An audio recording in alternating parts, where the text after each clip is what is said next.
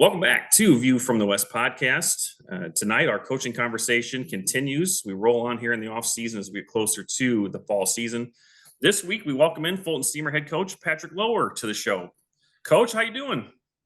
I'm doing great. I appreciate you having me. I'm a big fan of the show.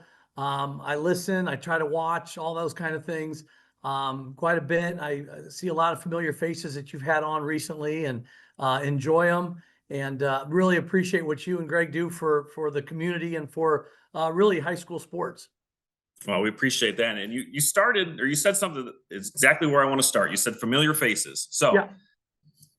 to start, you're part three of a trilogy storyline that's very intriguing, Yes. involving yourself, Farmington head coach Toby Vallas, and Monmouth Roseville head coach Jeremy Adolphson. Yes. In which this started, you were called out specifically by Coach Vallas.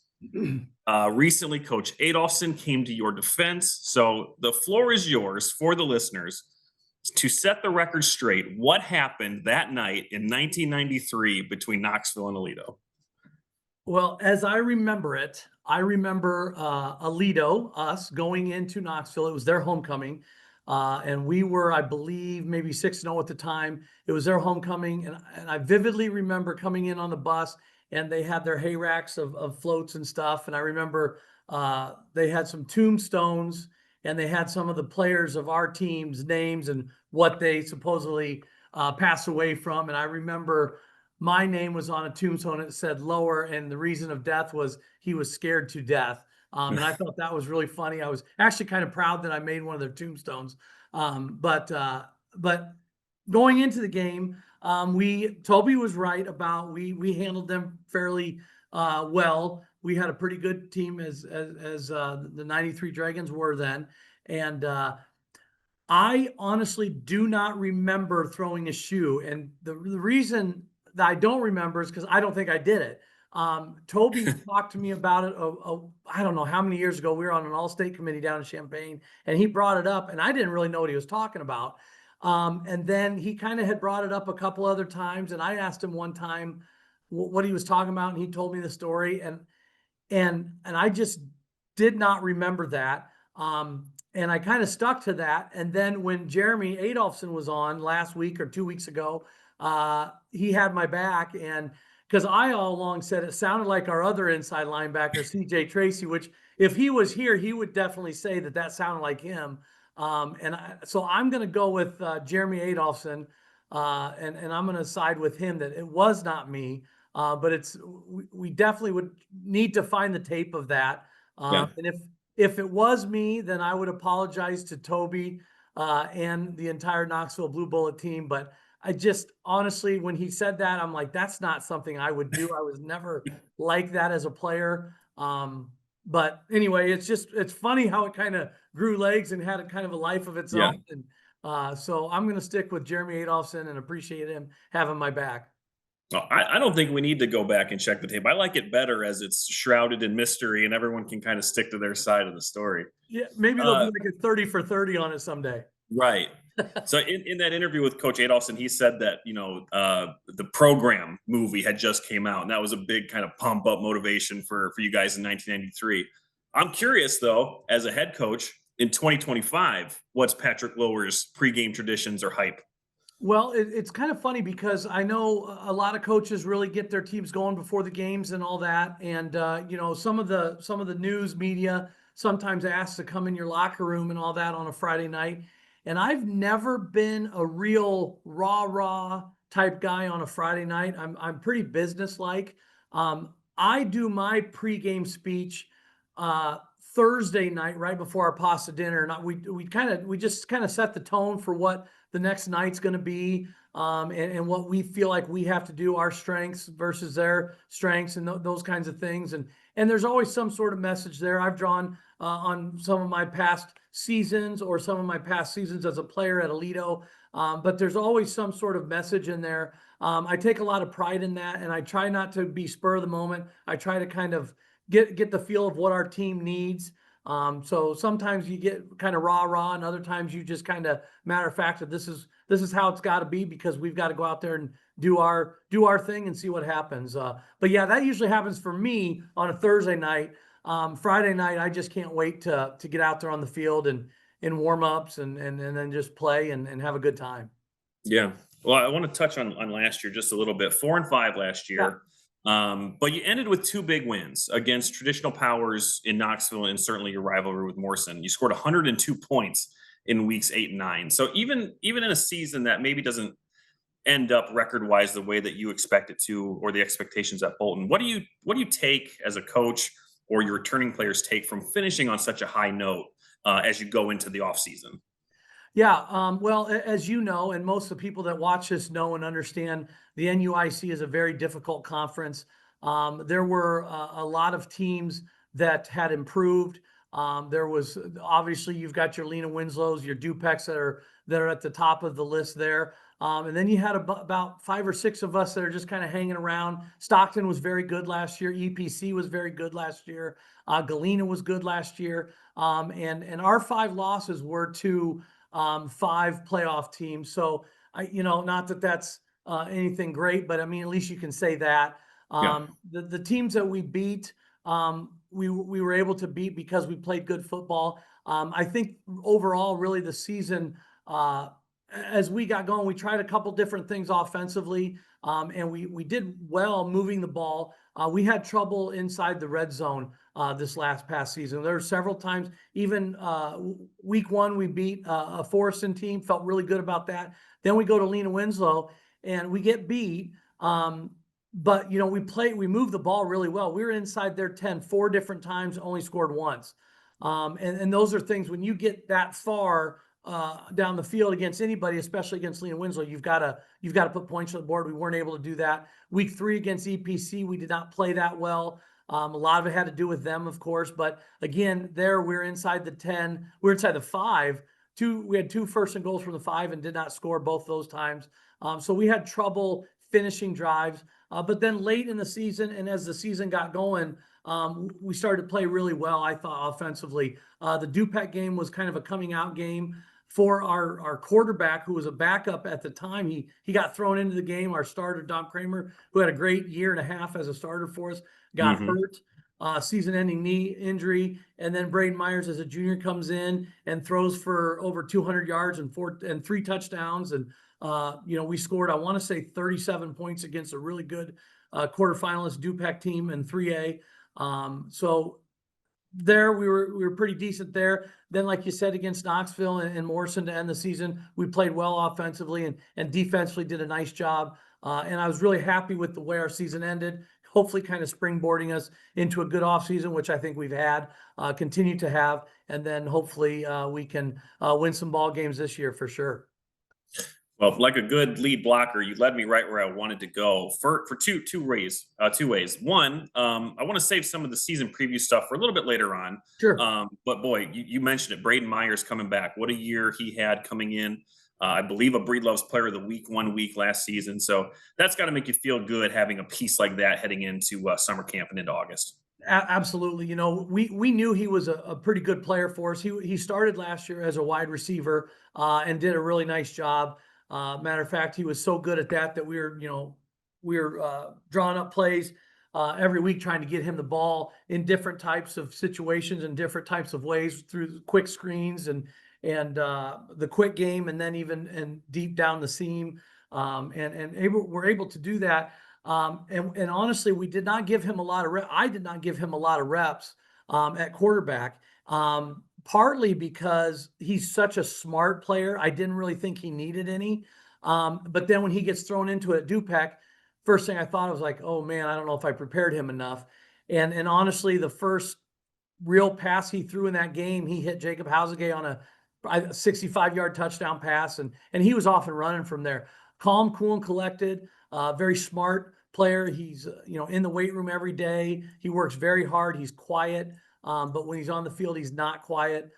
Just a really good player, good kid, smart kid, and the type of kid you want leading your football team. Yeah, absolutely. The other place that you kind of led to as it relates to the NUIC, Fulton, an 8-time playoff qualifier since the 2014 season, back-to-back trips to the 1A state quarterfinals in 21 and 22. The tradition there runs deep, a 2-time state champion, 1976, 1991. Going back to those recent quarterfinal trips, they both ended at the hands of Lena Winslow, who at the time, I don't believe you were in the conference yet. So they weren't a conference foe, and now they are. Last year, after you beat Forson in week 1, you were quoted as saying, when you start worrying, can we play with them, meaning Lena Winslow, that's where we get into trouble. We need to make sure we keep doing everything we can to get better. So since Fulton has joined the NUIC, how have you changed your preparation as a coach to either rise to that level of competition? Is it the expectation? Has it always been the expectation? Or how do you get mentally prepared, yourself and your players, for that gauntlet of a regular season in the NUIC? Yeah, well, actually, we were in the conference those years. Okay. Okay. Those first 2 quarterfinal years were our first 2 years in the NUIC. But honestly, whether we're in the track, whether we're in the NUIC, our motto is the same each and every year, and it's very basic and it's very boring. But we honestly just try to get better each and every day. And we really strive to do that. We always say, leave that practice field better than you were when you got there. And it's a cliche and all that, but that's really what we do. We don't try to look too far ahead.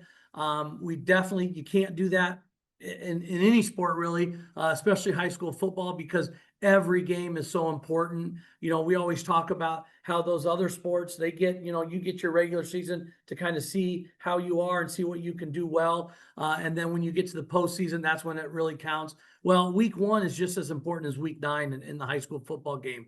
And so you have to be ready. But we can't worry about who we're playing. We got to worry about ourselves first and foremost. And really, for me as a head coach, my biggest thing and what keeps me up at night and what always is on my mind when I wake up in the morning and all throughout the day at school each week is are we getting this team prepared for Friday night? And I like to think that we are prepared each and every week. We may not win every game, but we're not winning because we're not prepared. And that's something we kind of hang our hats on. From every situation and every special team to everything, we try to go over anything and everything that could happen, and really work on preparing each and every week. And then, like I said, each day, just getting better. And that's really how we do that. When I talked to Newman head coach Mike LeMay, he had commented, and this we'll circle back to this point later on in the show. Sure. He had commented that in today's football landscape, right, you're seeing more and more rivalries go to the wayside. You're seeing conference realignments, teams either going to 8-man or temporarily being done for a year. You temporarily lost some of that when you left for the NUIC, lost it with Morrison. But with the Mustangs coming back into the NUIC last year, the wooden shoe is alive and well. So it sits in the hallways of Fulton High School. But having that rivalry back, what does that mean to the Fulton community to have that game on the schedule every year? I mean, do the kids understand the history behind it? Did they get hyped up for that? Yeah, they do. And it's funny because, we always talk about maybe the kids aren't into it so much on either side, but then on that Friday night, they definitely are. A lot of times, you've got people in the crowd that are sitting there rooting for the Steamers that went to Morrison High School, or the people sitting over there for the Morrison Mustangs that went to Fulton. We always joke about it's cousins versus cousins. It's all that kind of stuff, rivalries. And it really is. I would say though, to be honest with you, since I've been here since 1999 and I took over as head coach in 2007, it's been a great rivalry, but it's been, I would say, more of almost like a friendly rivalry than a, knockout, drag out fight. I mean, you've got to be ready to play. But it's kind of weird because for a lot of those years, they were the dominant team or we were the dominant team, and the games weren't that close. There's only been a handful of games that have really come down to the last drive here or there. But it's definitely a special game. And it honestly, I didn't think this at first, but there honestly is a different feeling on the field when you're playing Morrison, when we're playing Morrison, or when they're playing Fulton. Yeah, I think you nailed that because, when thinking back to my playing days, and I won that trophy twice. Uh-huh. When we would get hyped up for the Fulton game, it was different than when we would prepare for the Newman game, right? You had two different rivalries there, but one just felt a little differently. And I don't want to say like we respected Fulton more than we did Newman, but maybe we didn't dislike Fulton as much as we dislike Newman, if that makes Yeah. sense. So, and obviously, like you said, there's probably family members, extended family members or cousins. That's probably a true statement. There's Yep. housing gates in each town. So, Well, yeah, and even like when I first started as head coach, Coach Bielema was the head coach there, and he and I had a radio show every Wednesday night at Rastrelli's over here in Clinton, and we would sit and talk for hours every Wednesday night, and I really enjoyed his company, and we got along very well.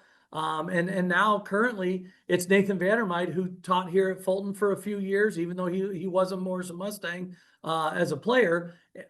But he taught here, and he was on my staff for, I don't know, 3, 4, 5 years. So we're very good friends. And so it's nice to see him. We always want to beat each other. And it's funny because last year we had the game here. We were able to win. And then 3 days later, we're driving up to the all conference meeting together. So it's like you said, it's a friendly rivalry. I know that they want to beat us. We want to beat them. But there's a lot of respect there as well.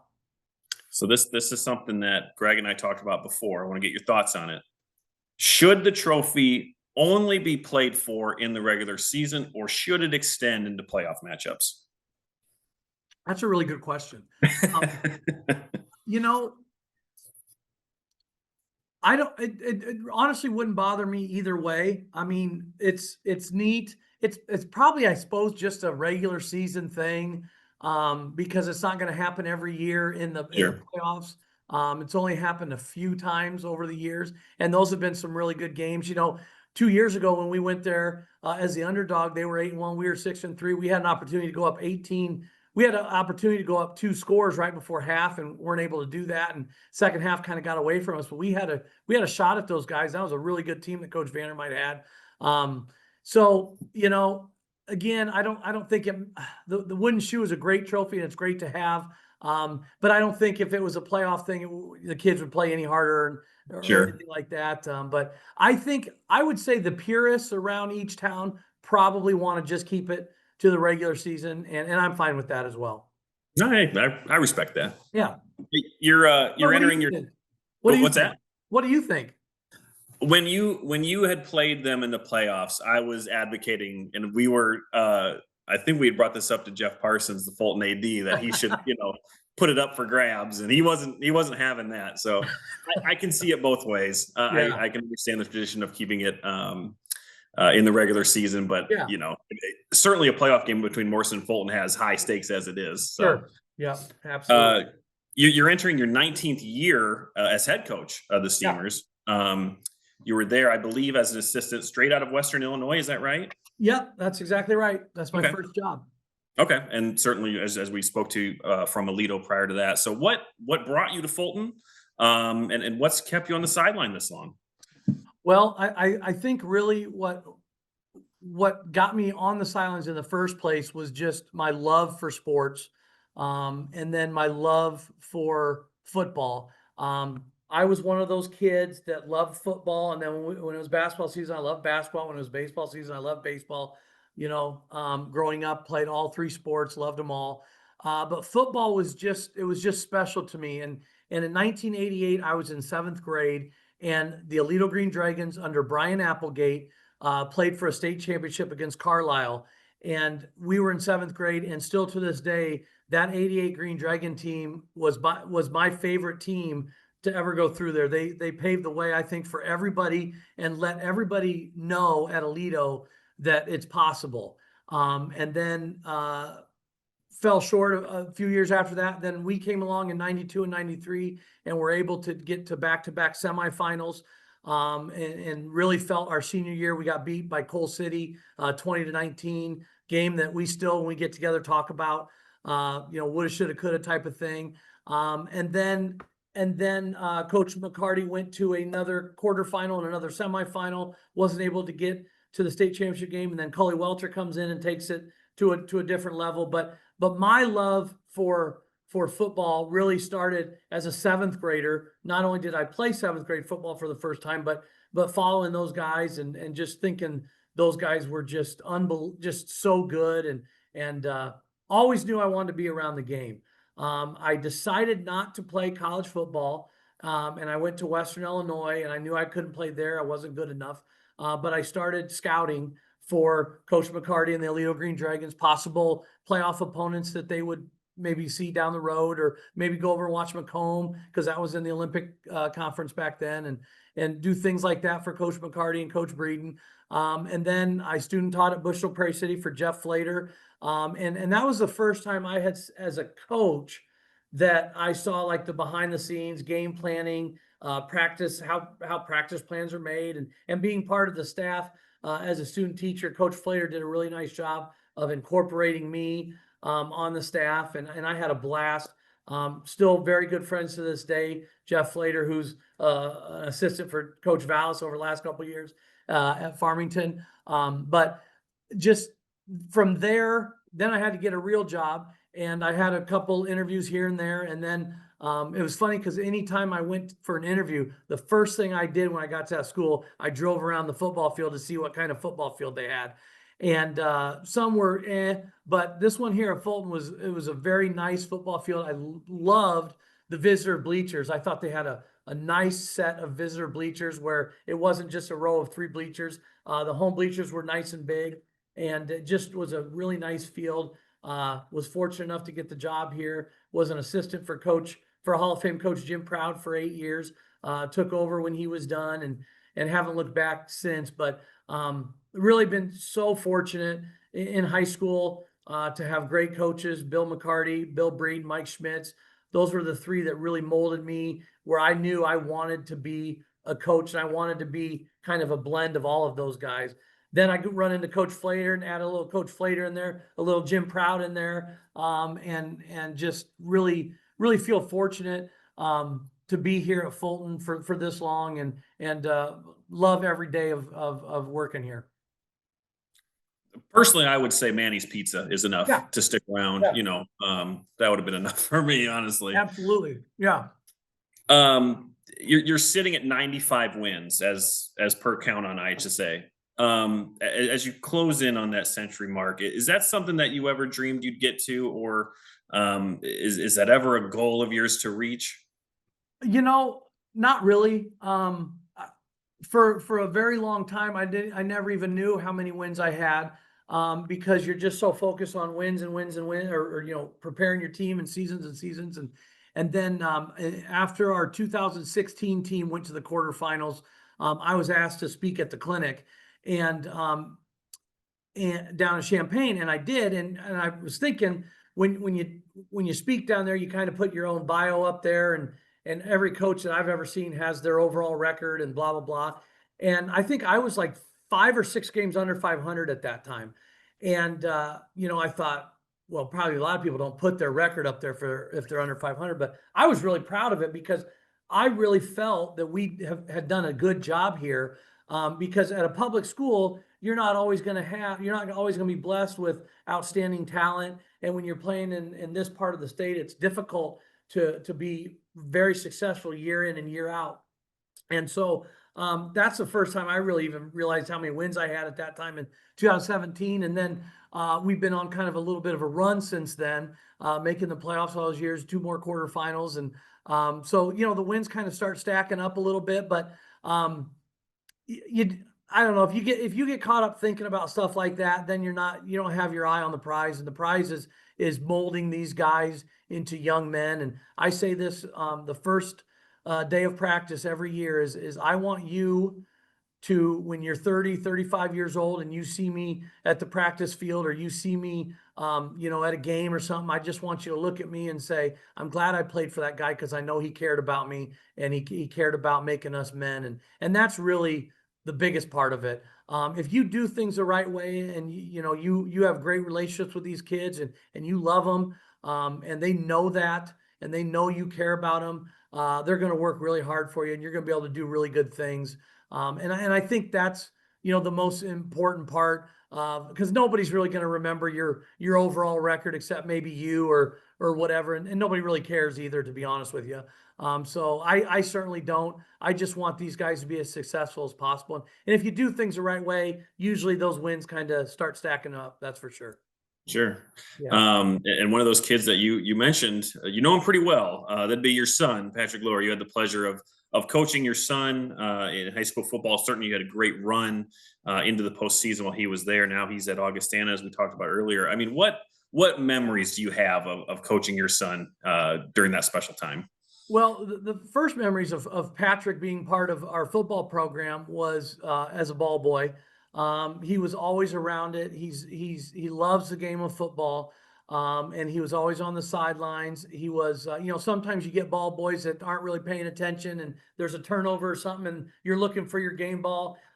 We never had to worry about that with Patrick. He and his best friend Brock, they were our ball boys, but they did a fantastic job. And Patrick was just always glued in. There was times where, I'd walk out during a timeout and maybe it was 3rd and 1 or 4th and inches. And I would look at him on the sidelines and he'd be able to, he was at the sticks and he was telling me how far we had to go. He just, a student of the game. And then coming up through high school, he was very fortunate to be with a good class. The class above him was fantastic. Them and the class above him was one of our better teams we've had here. The class below him was pretty good as well. So he was sandwiched in there really good with his class. And we had 3 good years there. The one year, as his junior year, was our COVID year, which I thought we had a team there that could have competed, if not won a state championship. That was a team that was really good. But coaching my son, a lot of coaches will say it's the hardest thing they ever had to do, or it wasn't that pleasant because they were always worried about treating him differently or all that. I did not find that to be the case. I loved every second of it. I don't feel that he was given any opportunities that he wouldn't have been given. Because I was a head coach, I made that very clear to our staff when he came in as a freshman that he gets what he gets because he earns it. Like I said, I had no issues coaching him or thinking, making a decision thinking what are people going to think. I never once crossed my mind.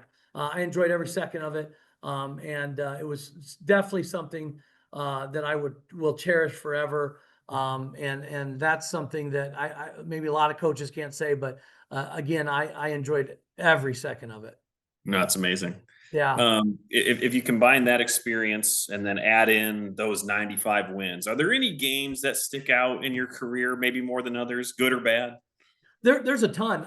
My very first game, we were playing Otto Marquette, and it was supposed to be at their place, but the field was flooded, so it was Yep. so it was at our place on a Saturday instead of Friday night at their place, and it was the first game I was ever head coach, and I wanted to kick off because I was a little nervous, and I wanted the defense to go out there first, so I didn't have to worry about anything because I was calling the offense. And lo and behold, we kick off to them. Their first play from scrimmage, they fumble. And so we have the ball at like the 18-yard line. And it just felt like every eyeball there was just on me. Like, oh, what are you going to do now? And our first down play did not go well because our quarterback forgot to send the guy in motion. So we didn't have a kick out block. Second down, I think there was a penalty. Third down, we lined up in the wrong formation or something. We went for it on 4th down because we were inside the red zone. We didn't do anything with it. So we were 4 and out just like that. And I was like, oh my goodness. It hit me then that, I'm the head coach and blah, blah, blah. I settled down and we were able to win the game and played well. But boy, it took a couple drives and I finally said in the headset to the coaches, I'm like, I'm okay now. It took me a second there. That was definitely one. We have had some really, really good games with Rockridge over the years. We went there on a week 8 to clinch the conference championship. Looked like we had it sealed. We fumbled. They took it down, scored. We had to score with less than a minute to go. We were able to go down there and score. Then we go back 3 weeks later in the second round of the playoffs. We're down 14-0, getting dominated. We get a pick 6 right before half, make it 14-7. We play a great second half, win that game, go to the quarterfinals. Those 2 games, really stand out. Obviously your first playoff victory stands out. There's a lot of games that we lost that stand out. My first year as head coach, we're playing Bureau Valley here, and it was a difference between going 7-2 and 6-3, and we're in overtime. They score, so now we've got 4 downs to score.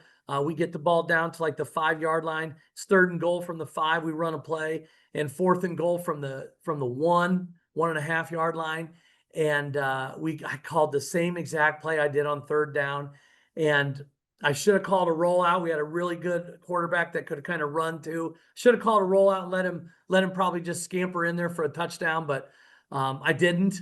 And that still 18 years later still grinds at me a little bit. But so many memories and so many kids that go through here, and just a lot of all good memories. Even the bad memories are still good memories because they're learning moments. And even what's crazy is I still say to this day, one of our best coaching jobs as a staff, I can't remember the year exactly, but we went 2-7. We were 0-6, and our kids were a bunch of great guys. They worked hard. Our practices were always good.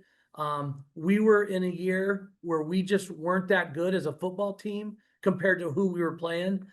We were 0-6, and we ended up winning 2 of our last 3. And I was just so proud of that team. And I was proud of our staff, one, for sticking together. Starting 0-6 is pretty rough.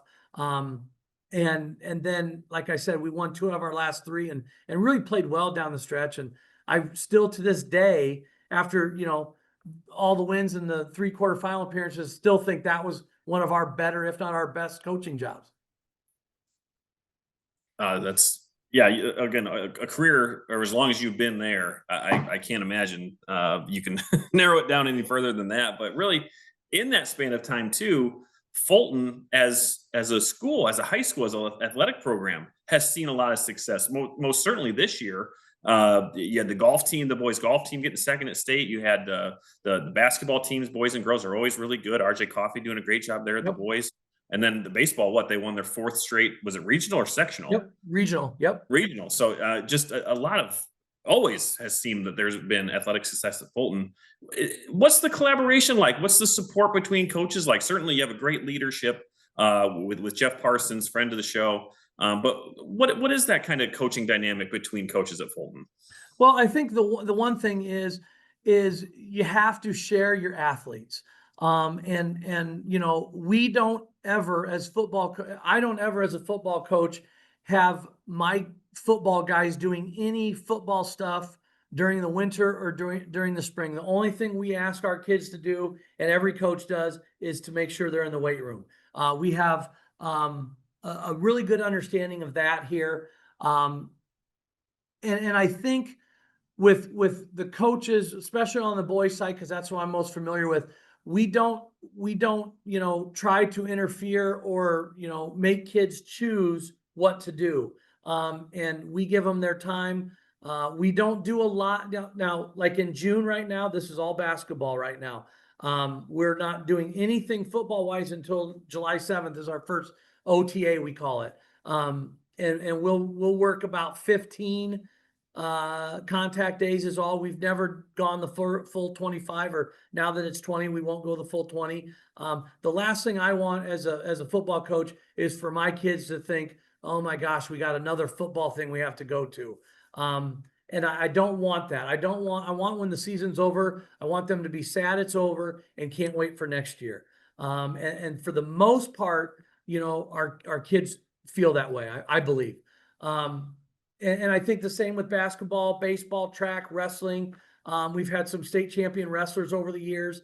I think that's the key, is our coaches respect the other coaches enough to let them have the athletes. And then I think what it really comes down to is our strength conditioning. We have a strength conditioning coach, Jared Wessels, who, I don't know, I'm horrible with years. I don't know what year he started doing it. I would say he's been doing it very strongly for the last 10, 11 years. I'm probably wrong by 2 or 3 on either side of that, but he has done a fantastic job, and us as coaches have just turned ourselves over to him. and listen to him and do what he wants us to do. We meet with him, we talk with him. I have a very good relationship with him. He'll ask me sometimes, or I'll ask him about certain things in football practice. Should we be doing this? Should we be doing that? And if he says no, you don't need to do that, then we don't do it. I don't say, well, why wouldn't we do that? I listen to him, I trust him. And he's there at every football game for us, stretching our guys out before the game, stretching our guys out at halftime. He does a fantastic job, and he works with the girls' sports as well. And I think that's one of the keys too, is these kids that buy in. Now, they don't all buy in, and I wish they would, but a majority of them buy in, and those that buy in and are in that weight room getting stronger, they're the ones that find success. It's funny how that works, but it's a very good culture here sports wise. I've also, and this sounds weird probably as a head football coach, I wouldn't want this school just to be known as a football school. I don't want to be, I want to win as many games as we can, all that. But if we were horrible in basketball and horrible in baseball and track, there's nothing to look forward to when football's over. And I think it's great when our teams are competitive in everything. Just a couple weeks ago at the super sectional baseball game, your head football coach was there, your head basketball coach was there supporting baseball. And it's nice, and it's nice for them to see that. And it's a good thing we have going here. And like you said, the leadership with Jeff Parsons, he's been in those dogfights for 30 some years as a coach, as an athletic director. He knows how it's supposed to go. He's a big culture guy, and we have a pretty good culture here, I believe. Yeah, I'd say so. Like I said, in the 20 years since I left Morrison, it always seems that Fulton's just continuously had sustained success throughout multiple sports. So Yeah. that's great. Stepping off the field a little bit, but still involved. You're a member of the IHSA Football Advisory Committee. Yep. Certainly, you've seen plenty of changes. You've seen plenty of proposals for maybe changes that didn't go through over the years. Where have you seen the game change for the better as you've been a member of that committee, and where do you see the game headed? That's a really good question. I think for the better. I think player safety is always a priority with the National Federation and with the State High School Association. I think we've done a good job of adhering to the guidelines and understanding the importance of that and the importance of safety. Just from everything to how we hit and how we teach hitting, to the acclimation period you have of your preseason stuff, and how many times you can wear pads, when you can put the pads on, when you have to take them off, contact restrictions and those types of things. I think we've done a really good job with that. And I think it needed to be done. I think, a lot of these small school conferences have gone to a Friday night varsity game, and then Monday is your JV or sophomore game, because you can't play two games in one day. Where, your sophomores were playing 4 quarters, and then they were playing maybe on your punt and kickoff return. And they would, even though it was only maybe 8 different plays at the varsity level, that still counted as 2 games. So I think with that, I know there's a lot of coaches that wish both games were on Friday. I happen to like one game, because as a coach and always trying to be prepared and have a schedule, I like knowing that I'm kicking off at 7:00 every Friday night, so I can kind of gear our pregame to that. Whereas it used to be with that JV game, sophomore game, you never knew when you were going to start exactly. And I like it better this way, but a lot of coaches would probably disagree with that. But I think it's headed and will continue to head in the right direction. I think we have good leadership at the IHSA. I think Sam Knox does a very nice job. The advisory meetings I've been involved with, he is really at the forefront of introducing new legislation or new rule proposals. He's very good at playing devil's advocate. I was just down in Champaign for a coaches association meeting in which he was there, and we were discussing a possible type of exposure camp type of day in the Chicagoland area, and that's just kind of getting the groundwork started on that. But it's neat to see that just because football season's over, it's the off season. There's a lot of people constantly thinking about how to improve this game, and I think when you are trying to improve it for the better and for the betterment of the entire state and all the players, rather than just a select portion of the state or select classification of teams, I think everybody wins in the end, and I think they're on the right track for sure. Yeah, certainly in the course of the 5, 6 seasons that we've had this show, and certainly probably in the last couple, we've had some episodes that go a little deep when we get Yeah. into some of these topics that come up that probably you have seen at the forefront. And I don't want to deep dive this too much because we could talk for hours on this. Yeah. But historically, you've been on record as being very pro district model. Yeah. Is that something you still feel strongly about? Yes, and I always have. When we were in the other conference, I definitely was. And I understand both concepts of it. But even though for us as the Fulton Steamers, a school of 260 to 275 kids, we're a 1A football team. We're going to be a 1A probably forever. And we're going to play in the 1A playoffs. So from that standpoint, we're good. But when we were in the other conference and we were 260 to 275 playing teams of 500, it just didn't feel right to me.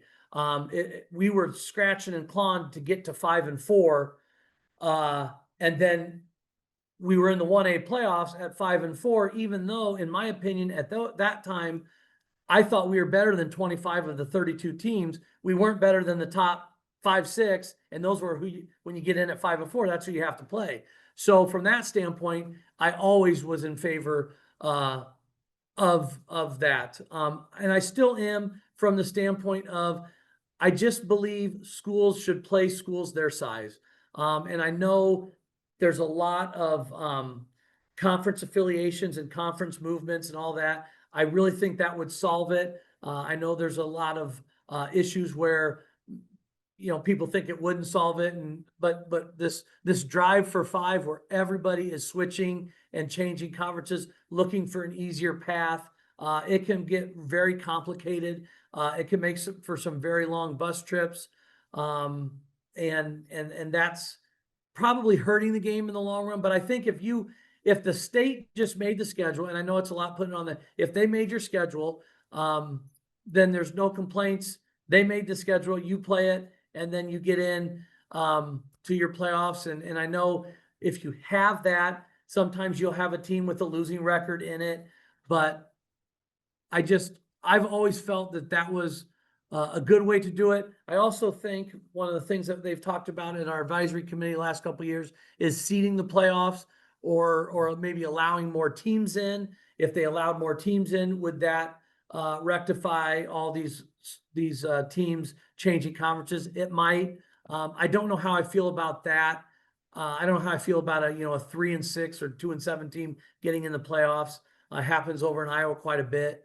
But I think it's just such a unique sport where not everybody gets in the postseason.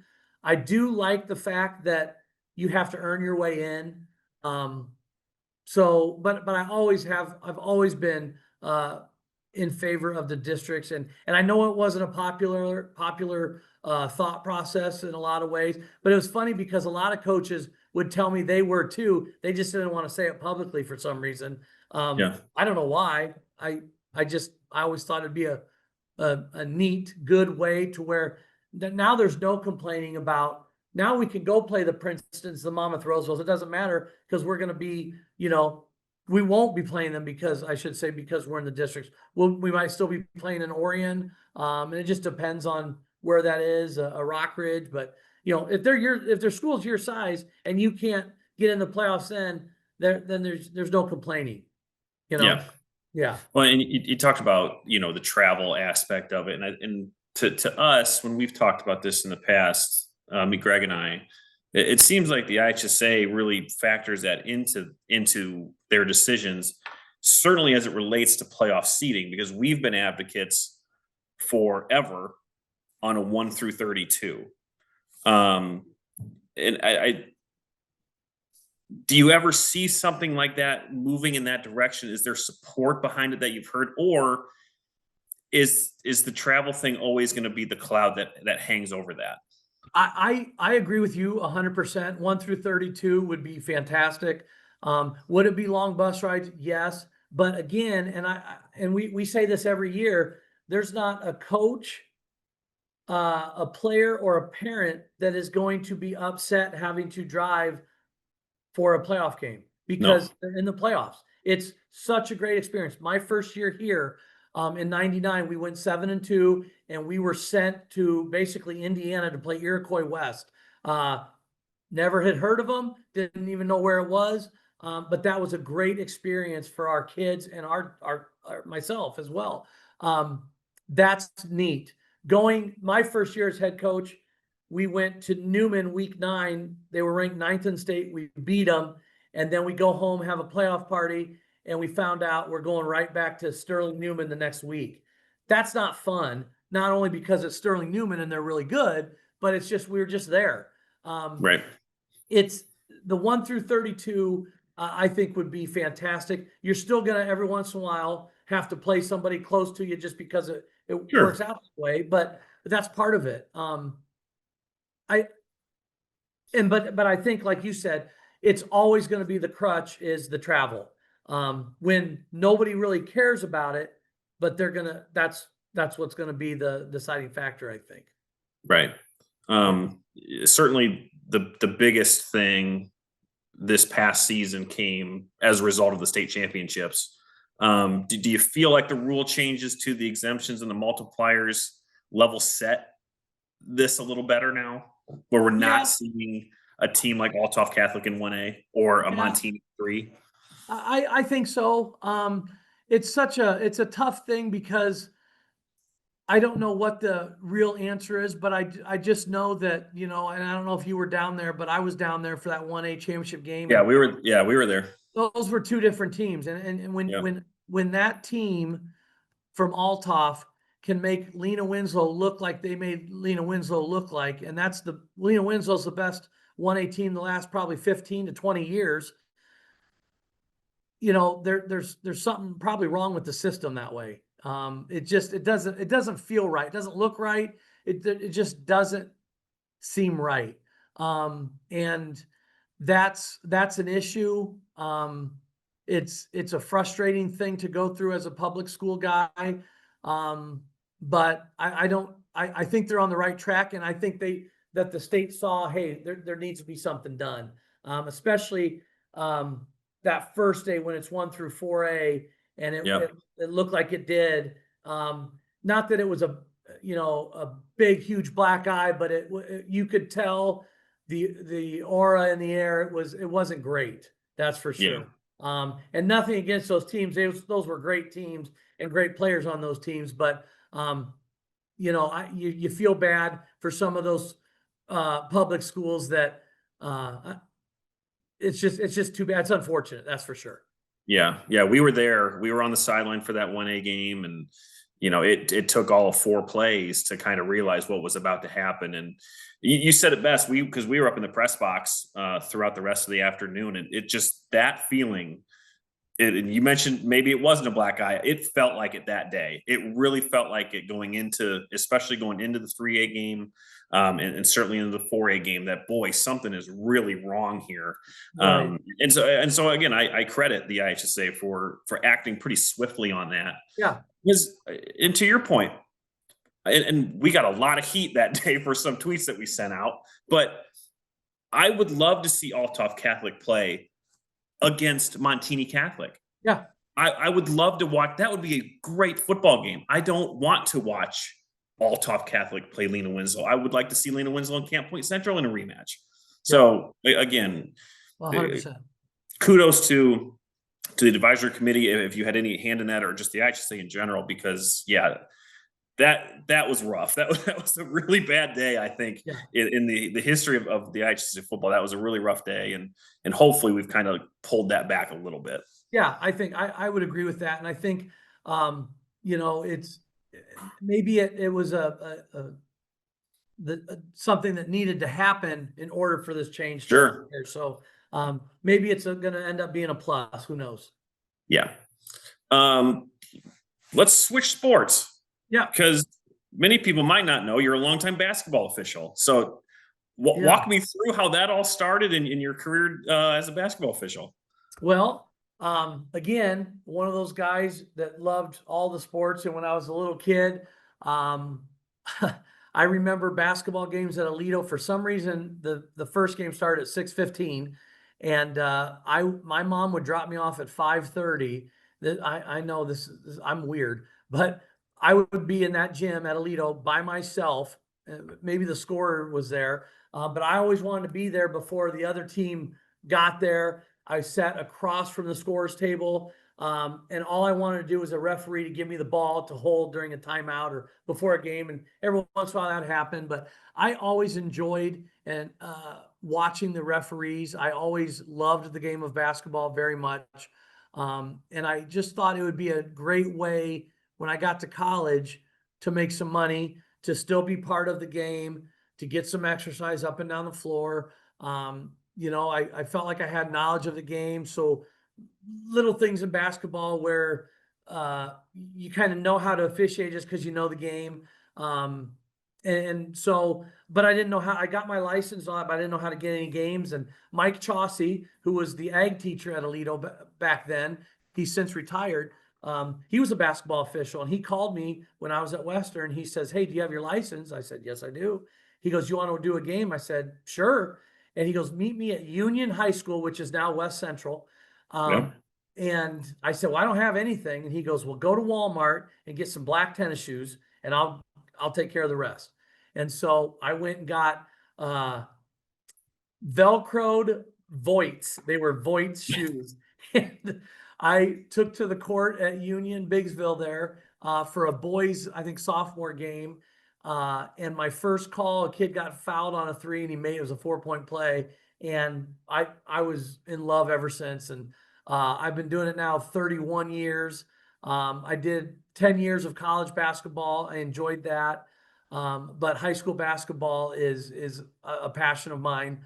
Um, and I've been fortunate enough to work the state tournament 3 times. I've been able to work a lot of tournament games over the years, and just really enjoyed my time out on the court, and hopefully get to do it for at least a few more years. But really have a good time on the basketball court. Now I'm curious then, in the fall when you're on the sidelines, if you see a missed call, you find yourself maybe holding back the urge to say something, or do you just let it rip because maybe in a couple months you're going to be on the receiving end of that? Yeah, that's a really good question. I try to be very good on the sidelines that way. I don't say a lot unless something's crazy going on. Yeah. I do yell a lot, but that's just to get attention of players and to get attention of the referees. But I would say if you poll most football officials, I do a pretty good job controlling our sideline, and then being the spokesperson for our team.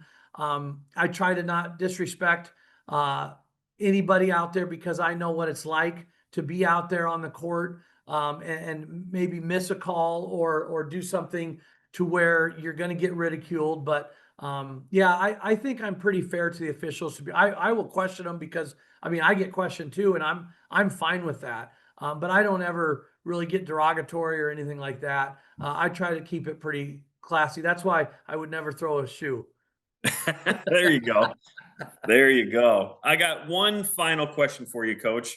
Yeah, Fulton, you mentioned that was when you were driving around looking for jobs, and yeah, the Fulton field stuck out to you. It's always been a memorable place for me as well. I'm a sucker for that large board in the end zone showing historic your playoff appearances. My question is this: if I were to make it to a Fulton game, can I drive the steamboat? Well, are you claustrophobic at all? I wouldn't be for that. Okay, because it's basically a golf cart and the thing comes down over top of you. Yeah. I tried to get in it once. I'm a claustrophobic person. I did not last very long in that. It is so funny you mentioned that because so many people talk to us about that. Yeah. Whether it's maybe a scout coming to watch one of our players or a player from the other team, and they'll put it on Twitter. People that we'll be talking at a clinic like, you still got that boat that goes up and down? It's like, yep, yes we do. And it's a pretty neat thing. It's a great tradition to have. One of the things that I'm most proud of here at Fulton is since 1968, we've had 4 head football coaches. Yeah. We had Dale Giesler, followed by Jim Proud. And then Al Scudema came in there for about 4 years. Jim Proud came back for another 17. And then me now this will be my 19th. So, since I've been head coach, there's certain schools that have had 5 or 6 head coaches alone. Yep. But that's the one thing I think I'm the most proud of is that our community supports their program. And all of these coaches were assistants of the guy before them. So we're still running a fullback trap that Dale Giesler did in 1968. We're just calling it something different and maybe doing it from a different formation, but we're still blocking and calling the same types of plays. And I just think there's something to that. I think it's really cool. That's also a reason we haven't really changed our jerseys or our helmets over the years, because I never wanted to, because that's Steamer football. Yep. There's been subtle things here and there, but it's really special to me. I think to our community. That's, like I said, that's the thing I'm most proud of is there haven't been very many head coaches. We tend to stick around. We tend to be loyal, for the most part, fairly successful. And, kids enjoy playing for us, and hopefully their kids will, and their grandkids will, and it'll just keep going.